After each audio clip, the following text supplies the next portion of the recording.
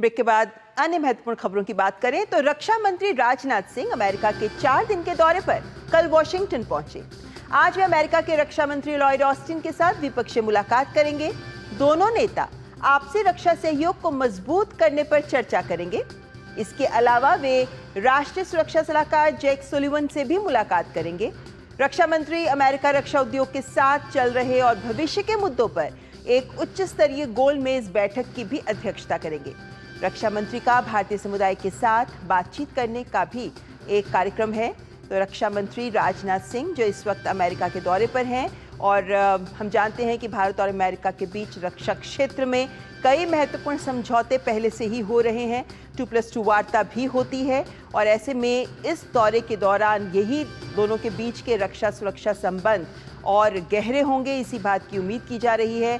2 महत्वपूर्ण समझौते भी हैं जिन पर हस्ताक्षर हुए हैं और ऐसे में भारत और मौजूदा दौर में भारत अमेरिका की नज़रों में बहुत महत्वपूर्ण है। इस बात को भारत के विदेश मंत्री के साथ साथ भारत के रक्षा मंत्री भी सामने रख चुके हैं और भारत में अमेरिका के पूर्व राजदूत रिचर्ड ने भी इस बात को सामने रखा था कि किस तरीके से भारत आज के दौर में भी भारत को अमेरिका कितना महत्व देता है। और रक्षा मंत्री राजनाथ सिंह के अमेरिका के दौरे के दौरान वॉशिंगटन डीसी में 2 महत्वपूर्ण दस्तावेजों पर हस्ताक्षर भी किए गए हैं और दोनों पक्षों के वरिष्ठ रक्षा अधिकारियों ने आपूर्ति सुरक्षा व्यवस्था यानी SOSA और संपर्क अधिकारियों की नियुक्ति के संबंध में समझौता ज्ञापन पर हस्ताक्षर किए हैं। SOSA समझौता दोनों देशों को अप्रत्याशित आपूर्ति श्रृंखला व्यवधानों को हल करने के लिए एक दूसरे से आवश्यक औद्योगिक संसाधनों को प्राप्त करने में सक्षम बनाएगा। ये समझौता दोनों देशों को राष्ट्रीय सुरक्षा आवश्यकताओं को पूरा करने के लिए एक दूसरे से आवश्यक औद्योगिक संसाधन प्राप्त करने में सक्षम बनाएगा। अमेरिकी रक्षा विभाग ने कहा है कि इस समझौते से अमेरिका और भारत राष्ट्रीय सुरक्षा को प्रोत्साहन देने वाली वस्तुओं और सेवाओं के लिए आपसी सहायता प्रदान करने पर सहमत है।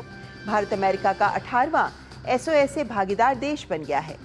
अन्य SOSA भागीदारों में Australia, Canada, Denmark, Estonia, Finland, Israel, Italy, Japan, Latvia, Lithuania, Netherlands, Norway, दक्षिण कोरिया, सिंगापुर, स्पेन और स्वीडन के साथ साथ UK भी शामिल हैं। और साथ ही रक्षा मंत्री राजनाथ सिंह ने वॉशिंगटन DC में भारतीय समुदाय के साथ भी बातचीत की। इस बातचीत के बारे में जानकारी देते हुए उन्होंने सोशल मीडिया प्लेटफॉर्म X पर लिखा कि ये देखकर खुशी हुई कि कैसे भारतीय समुदाय अपने सांस्कृतिक मूल्यों को संजोए हुए है और उन्हें बनाए रखता है तथा अपनी जड़ों से जुड़ा हुआ है। इसके साथ उन्होंने कहा कि पहले हम डिफेंस के इक्विपमेंट एक्सपोर्ट करते थे, लेकिन आज हम उन्हें स्वयं बना रहे हैं।